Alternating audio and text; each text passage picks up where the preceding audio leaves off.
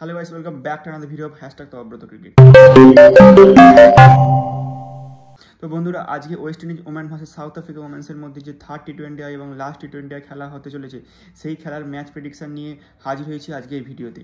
তো বন্ধুরা, এর আগে West Indies women versus South Africa ওমেন্সের মধ্যে দুটো টি20 খেলা হয়েছে, যার মধ্যে একটা জিতেছে সাউথ আফ্রিকা এবং একটা জিতেছে ওয়েস্ট ইন্ডিজ। আজকের ম্যাচটা হচ্ছে সিরিজ ডিসাইডার। তো আজকের ম্যাচের ড্রিম 11 প্রেডিকশন, ম্যাচ স্ট্যাটস, কোন কোন প্লেয়ারকে নিতে হবে, প্লেয়ার হবে ক্যাপ্টেন, কোন প্লেয়ার হবে ভাইস ক্যাপ্টেন, ভেন্যু এবং পিচ রিপোর্ট বিস্তারিত সব কিছু নিয়ে আলোচনা করবো আজকের ভিডিও। আজকে যেখানে খেলা হবে সেটা হচ্ছে ব্রিজটাউন ওভাল, ওয়েস্ট ইন্ডিজে।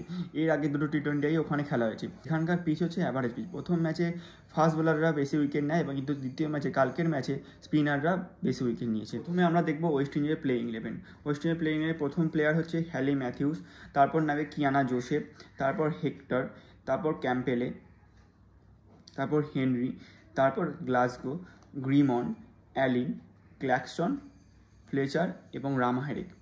তো আজকের ম্যাচে সেরকম কোনো পরিবর্তন আমি দেখতে পাচ্ছি না ওয়েস্ট ইন্ডিজ থেকে। এটাই হচ্ছে তাদের প্লেইং 11। আমরা দেখবো সাউথ আফ্রিকার প্লেইং 11 কী কী হতে পারে। সাউথ আফ্রিকার প্লেইং 11 রয়েছে Laura, Wolvaardt, Brits, Marizanne Kapp, এনডি ক্লার্ক, স্মিথ, মিসো, Tryon, Dercksen, Masabata Klaas, Mlaba and Khaka. আজকের ম্যাচে ওয়েস্ট ইন্ডিজের থেকে কি প্লেয়ার হচ্ছে হ্যালি ম্যাথিউস।